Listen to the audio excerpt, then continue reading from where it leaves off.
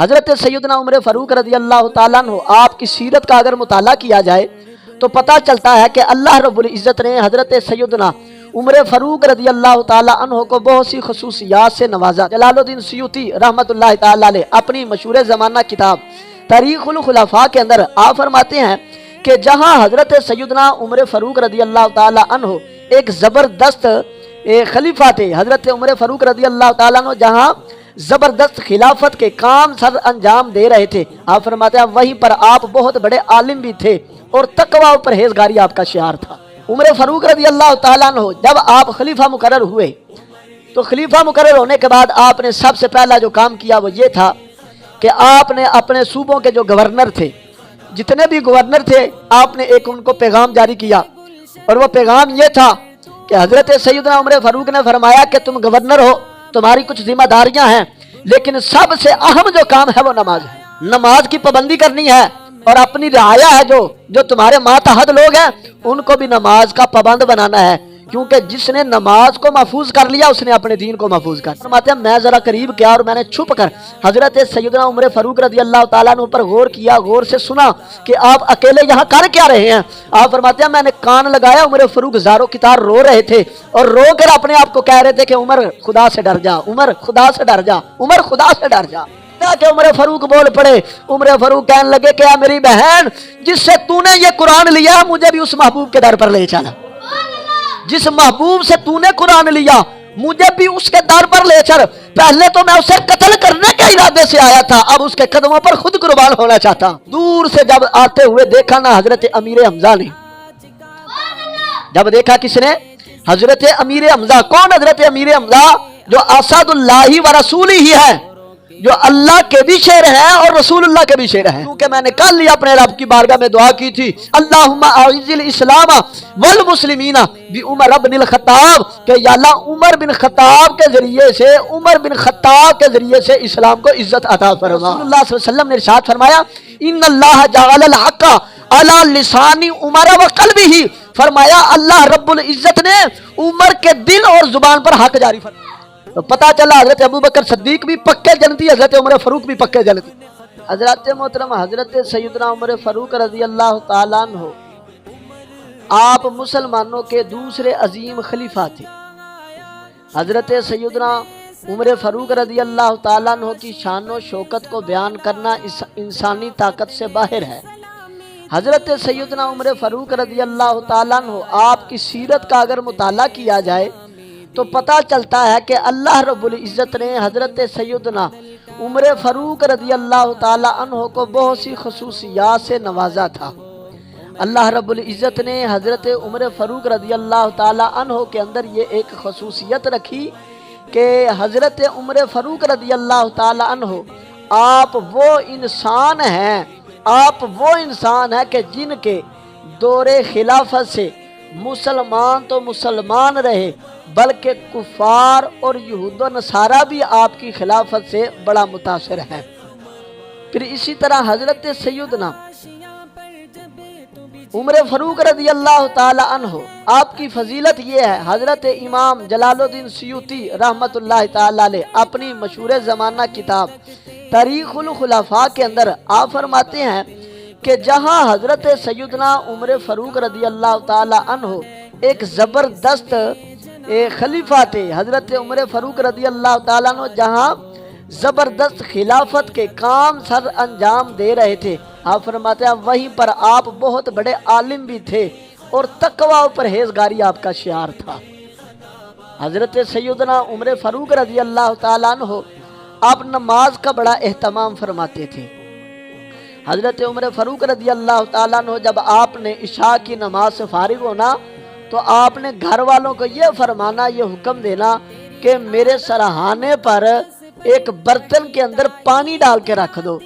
گھر والوں نے برتن میں پانی ڈال کر سیدنا عمر فاروق رضی اللہ تعالیٰ عنہ کے سرہانے رکھ دینا۔ حضرت سیدنا عمر فاروق رضی اللہ تعالیٰ عنہ آپ نے آدھی رات کو اٹھنا، اپنے رب کے حضور حاضری بھی دینی اور نماز سے فارغ ہونے کے بعد ذکر الہی میں مشغول ہو جانا۔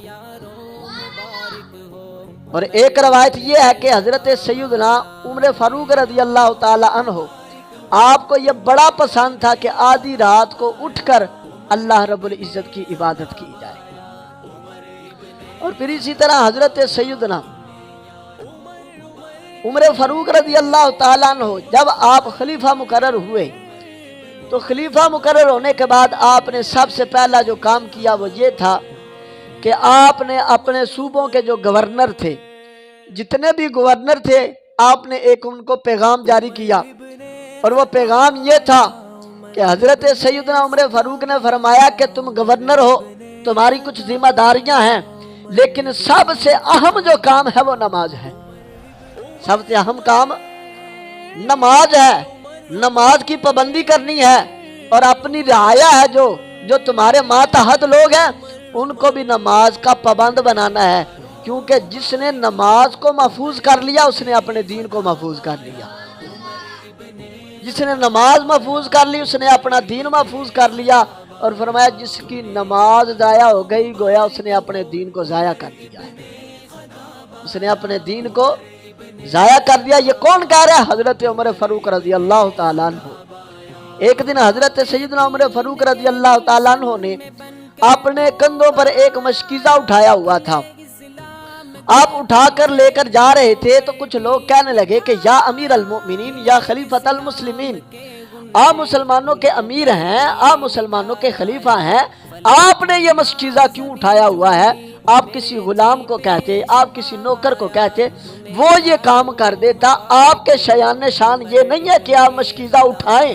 حضرت سیدنا عمر فاروق رضی اللہ تعالیٰ عنہ، آپ کی عاجزی دیکھیے، آپ کی انکساری دیکھیے، اور آپ کا اپنے نفس کے ساتھ سلوک دیکھیے کیسا ہے۔ آپ فرماتے ہیں میں نے یہ مشکیزہ اس لیے اٹھایا ہے کہ میرا نفس مجھے اچھا لگتا ہے، میرا نفس مجھے فخر کرنے پر مجبور کر رہا تھا، تو میں مشکیزہ اٹھا کر اس کو ذلیل کر رہا ہوں، میں اپنے نفس کو ذلیل کرنے کی خاطر ایسا کر رہا ہوں۔ نہیں تو مجھے بھی پتا ہے میرے غلام ہیں، مجھے بھی پتا ہے میرے نوکر ہیں، مجھے بھی پتا ہے میں صرف ایک آواز دوں بلکہ اشارہ ابرو کروں بس تو ہزاروں لوگ میری خدمت کے لیے جمع ہو جائیں، لیکن یہ کام میں اس لیے کر رہا ہوں، یہ مشکیزہ میں اس لیے اٹھا رہا ہوں تاکہ میں اپنے نفس کو ذلیل کر سکوں۔ حضرت سیدنا امام محمد بن سیرین رحمۃ اللہ علیہ، یہ تابعی ہیں۔ تابعی وہ ہوتا ہے جس نے صحابی کی زیارت کی ہو، تو یہ تابعی ہیں۔ تابعی کیا فرماتے ہیں؟ آپ فرماتے ہیں ایک دن حضرت سیدنا عمر فاروق رضی اللہ تعالی عنہ آپ کے پاس آپ کے سسر آ گئے۔ حضرت عمر فاروق رضی اللہ تعالیٰ عنہ کے پاس آپ کے سسر آئے۔ یہ بھی تاریخ الخلفاء کے اندر موجود ہے کہ آپ کے سسر آپ کے پاس آئے اور انہوں نے آ کے کہا کہ آپ مجھے بیت المال سے کچھ مال دے دیجئے، بیت المال سے کچھ پیسے دے دیجئے۔ آج حکمرانوں کے لیے مشعل راہ ہے حضرت سیدنا عمر فاروق رضی اللہ تعالیٰ عنہ کی سیرت طیبہ۔ آپ کے سسر کہنے لگے کہ آپ بیت المال سے مجھے کوئی چیز دے دیجئے، آپ بیت المال سے مجھے کچھ مال دیجئے۔ حضرت عمر فاروق رضی اللہ تعالیٰ عنہ آپ جلال کے اندر آ گئے۔ عمر فاروق جلال کے اندر آ کے فرمانے لگے کہ آپ کیا چاہتے ہیں کہ میں اللہ کے ہاں خیانت والا بادشاہ لکھ دیا جاؤں؟ کیا میں یہ اللہ کی بارگاہ میں لکھ دیا جاؤں کہ یہ بادشاہ اور یہ خلیفہ ایسا تھا جو خیانت کیا کرتا تھا؟ آپ نے ان کو جھڑک دیا اور بیت المال سے کچھ بھی نہ دیا۔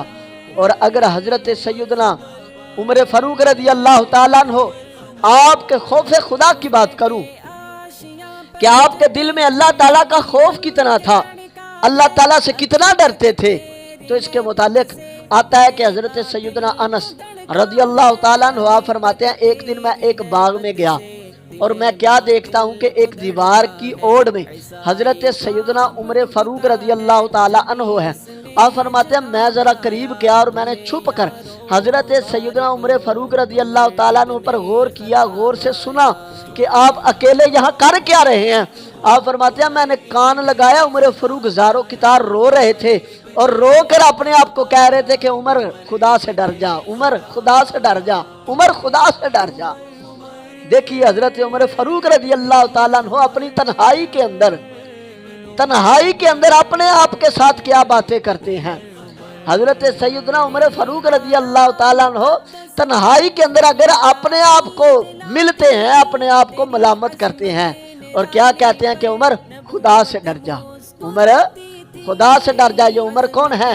جن کے بارے میں آقا علیہ السلام نے ارشاد فرمایا عمر فی الجنہ، عشرہ مبشرہ صحابہ میں ان کا نام ہے، جن کو آقا علیہ السلام نے دنیا میں جنت کی بشارت عطا فرمائی۔ عمر فاروق کا شمار ان صحابہ میں ہوتا ہے، لیکن اس کے باوجود خوف خدا اتنا ہے کہ عمر فاروق رضی اللہ تعالیٰ عنہ روتے بھی ہیں اور اپنے آپ کو کہتے ہیں کہ عمر خدا سے ڈر جا۔ بہتری اسی کے اندر ہے، عمر خدا سے ڈر جا۔ اصل میں کیا تھا؟ یہ ہم جیسے لوگوں کے لیے پیغام تھا، یہ ہم جیسے لوگوں کے لیے پیغام تھا کہ قدم قدم پہ اپنے رب سے ڈرنا ہے، ذرے ذرے پہ اپنے رب سے ڈرنا ہے، اور ڈر کے اپنے رب کی بارگاہ میں ڈر کے اپنے رب کا قرب حاصل کرنا ہے۔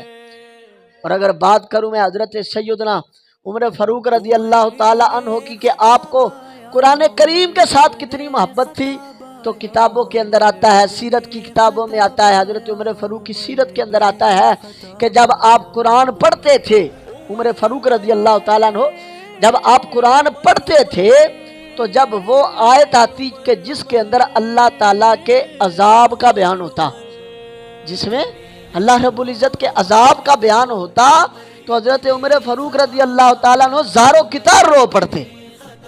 اب زاروں کی طرح رو پڑتے، اتنا روتے کہ آپ رو رو کے بیمار ہو جاتے، آپ رو رو کے بیمار ہو جاتے، لوگ آپ کی عیادت کرنے کے لیے آیا کرتے تھے۔ یہ حضرت عمر فاروق رضی اللہ تعالیٰ عنہ ہے۔ اور اگر میں یہ بات کروں کہ حضرت سیدنا عمر فاروق رضی اللہ تعالیٰ عنہ آپ نے اسلام کیسے قبول کیا، آپ نے اسلام کیسے قبول کیا، تو آئیے ذرا سنیے۔ ابو جہل ہے جو، اس نے اعلان کیا کہ جو محمد بن عبداللہ کو شہید کرے گا، ان کو قتل کرے گا، میں اس کو انعام دوں گا۔ پوچھا گیا کیا انعام ہے؟ کہتا ہے 100 اونٹنیاں دوں گا، 100 اوقیا چاندی دوں گا۔ یہ کون کہہ رہا ہے؟ ابو جہل۔ حضرت سیدنا عمر فاروق ابھی مسلمان نہیں ہوئے، عمر نے ہاتھ میں تلوار لی، کہتا ہے میں محمد بن عبداللہ کو قتل کر دوں گا۔ حضرت عمر فاروق رضی اللہ تعالیٰ عنہ نے اسلام قبول نہیں کیا، ہاتھ میں تلوار لی، آقا علیہ السلام کو شہید کرنے کے لیے گھر سے نکل پڑے، بڑے غصے میں ہے، بڑے جلال میں ہے۔ رستے میں کسی نے کہا کیا عمر کہاں جا رہا ہے؟ کہا میں محمد بن عبداللہ کو قتل کرنے جا رہا ہوں۔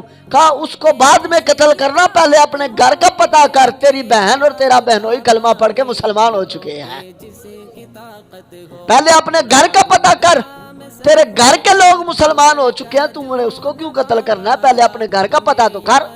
حضرت سیدنا عمر فاروق رضی اللہ تعالیٰ عنہ آپ نے آقا علیہ السلام کی طرف جانے کا ارادہ ترک کیا اور کہا پہلے میں اپنی بہن کے گھر جاتا ہوں۔ بہن کے گھر گئے تو وہاں پر بہن بھی قرآن پڑھ رہی ہے، بہنوئی بھی قرآن پڑھ رہا ہے، اور قرآن پڑھانے والا سعید بن زید رضی اللہ تعالی عنہ ہے۔ یہ پڑھا رہے ہیں، عمر فاروق نے جا کے دروازے پر دستک دی۔ جب دروازے پر دستک دی، بہن کو پتہ چل گیا، عمر آ گیا، اور عمر غصے میں ہے، اور عمر غصے میں ہے، بڑے ہی غصے میں ہے۔ جب بہن کو پتہ چلا تو حضرت سعید بن زید چھپ گئے۔ عمر فاروق نے دروازہ دور سے دھکا دیا یا پھر بہن نے دروازہ کھولا۔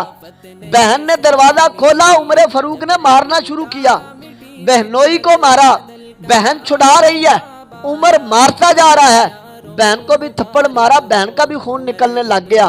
جب عمر فاروق مار مار کے تھک گیا، اس وقت عمر فاروق کہنے لگا اپنی بہن کو تو کیا پڑھ رہی تھی، مجھے بھی پڑھ کے سنا۔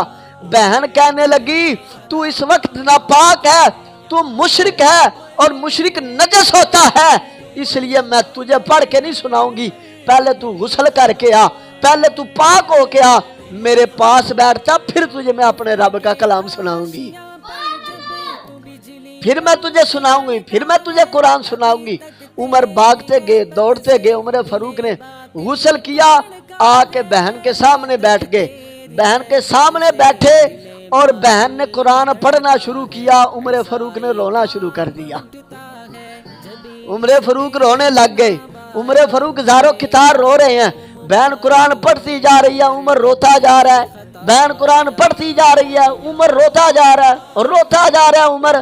حتیٰ کہ عمر فاروق بول پڑے. عمر فاروق کہنے لگے کہ اے میری بہن، جس سے تو نے یہ قرآن لیا مجھے بھی اس محبوب کے در پر لے چلا. جس محبوب سے تو نے قرآن لیا مجھے بھی اس کے در پر لے چل. پہلے تو میں اسے قتل کرنے کے ارادے سے آیا تھا، اب اس کے قدموں پر خود قربان ہونا چاہتا ہوں. اور یارو ذرا غور کرو، میرے آقا علیہ السلام کے زمانے کی برکت کتنی ہے. آقا علیہ السلام کے زمانہ ظاہری کی کتنی برکت ہے، کیسی برکت ہے. اور کتنی برکت ہے کہ اگر قرآن پڑھے بہن، قرآن پڑھے بہن تو بھائی کی تقدیر بدل جاتی ہے. بہن قرآن پڑھ رہی ہے، بھائی کے دل پر قرآن اثر کر رہا ہے. پڑھ کون رہا ہے؟ بہن پڑھ رہی ہے. اثر کس پہ ہو رہا ہے؟ بھائی پہ ہو رہا ہے. پتا چلا ہم نے اپنے اسلاف کی ادا چھوڑ دی.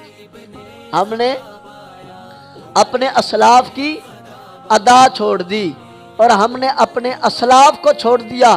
نہیں تو ہمارے اسلاف ایسے تھے، بہنیں قرآن پڑھتی تھی تو بھائیوں کے دل بدل جاتی تھی. حفیظ جلندری نے کہا تھا کہ وہ لوگ جو کل لڑتے تھے ننگی شمشیروں کے ساتھ آج سینما دیکھتے اپنی شمشیروں کے ساتھ. یہ حفیظ جلندری بولا ہے. حفیظ جلندری کہتا ہے کہ یہ قوم ایسی قوم تھی کہ کل کو یہ ننگی تلواریں لے کر میدان میں نکلتے تھے اور دشمن کو زیر کر کے رکھ دیتے تھے. فرمایا لیکن آج کل زمانہ ہی الٹا آ گیا ہے. زمانہ ہی الٹا آ گیا. اپنی بہنوں کے ساتھ یہ سینما گھروں میں گھسے ہوتے ہیں سارے. اللہ تعالیٰ محفوظ فرمائے. پڑا عمر مچل کے رہ گیا. عمر کہنے لگا کہ بہن جس سے تو نے قرآن لیا مجھے اس کے پاس لے چل، میں اس کے قدموں میں قربان ہونا چاہتا ہوں. بہن نے بھائی کا ہاتھ پکڑا، آقا علیہ السلام کی بارگاہ کے لیے چل پڑے. لیکن دور سے جب آتے ہوئے دیکھا نا حضرت امیر حمزہ نے، جب دیکھا کس نے؟ حضرت امیر حمزہ. کون حضرت امیر حمزہ؟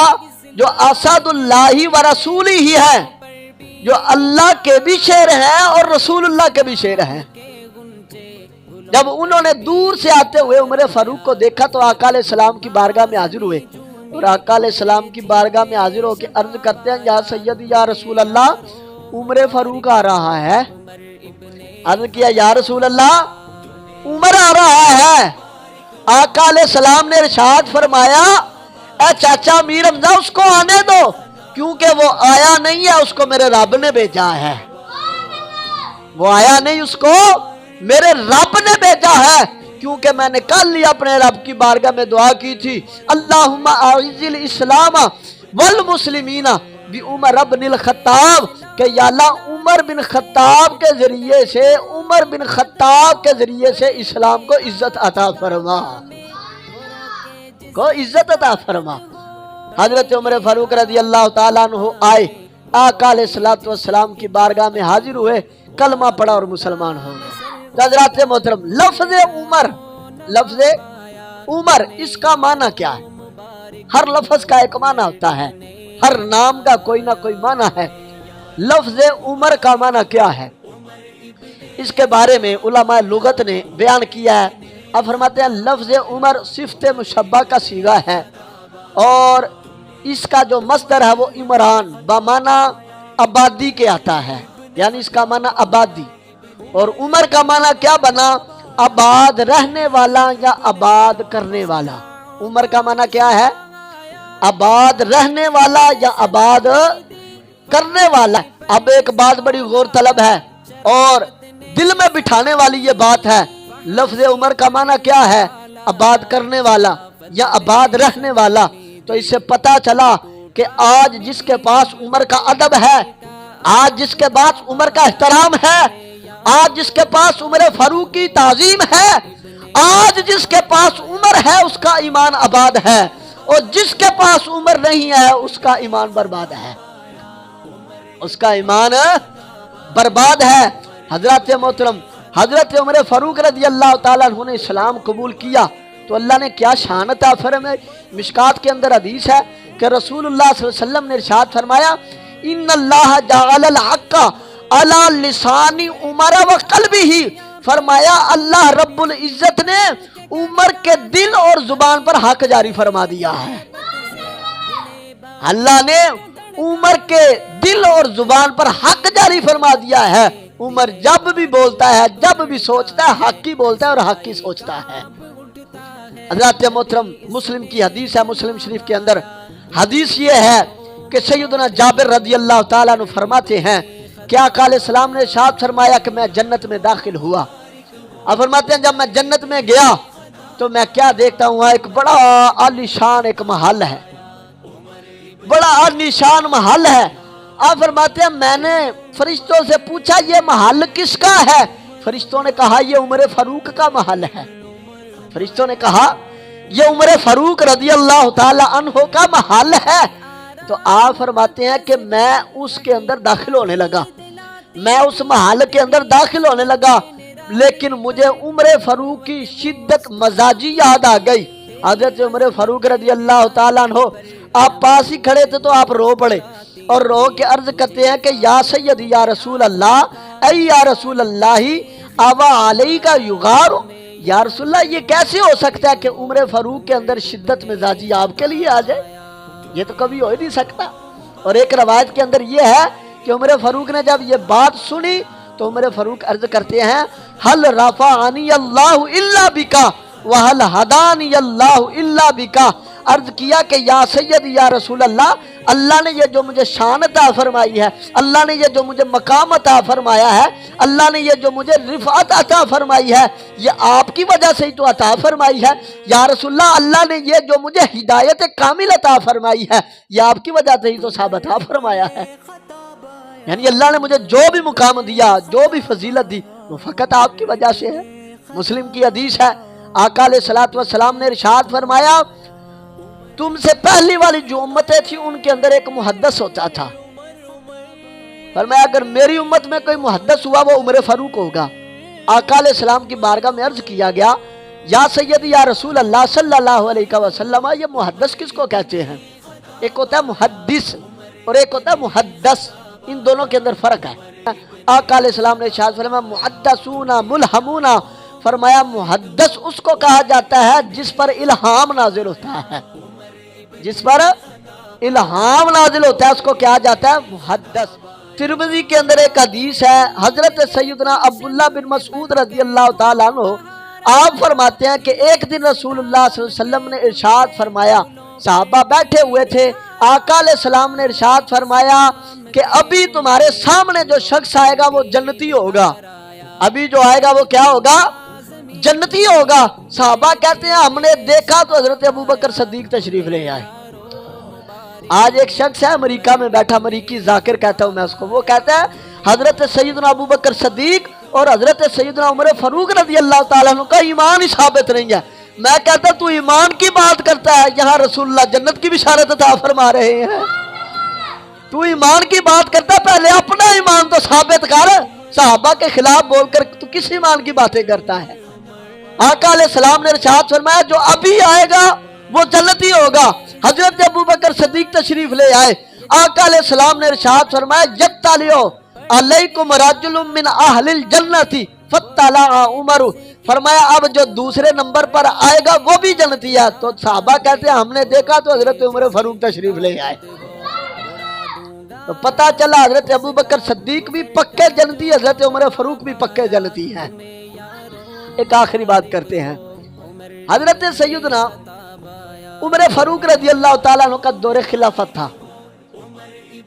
حضرت مولا علی شیر خدا اس بات کو بیان کرتے ہیں، آپ فرماتے ہیں دور خلافت تھا حضرت سیدنا عمر فاروق رضی اللہ تعالیٰ عنہ کا. تو آپ فرماتے ہیں میں سویا تو میں نے خواب کے اندر کیا دیکھا کہ مسجد نبوی کا ماحول ہے اور آقا علیہ الصلوۃ والسلام مصلی پر تشریف فرما ہے. اب فرماتے ہیں میں مسجد میں گیا، خواب اب بیان کر رہے ہیں حضرت مولا علی شیر خدا.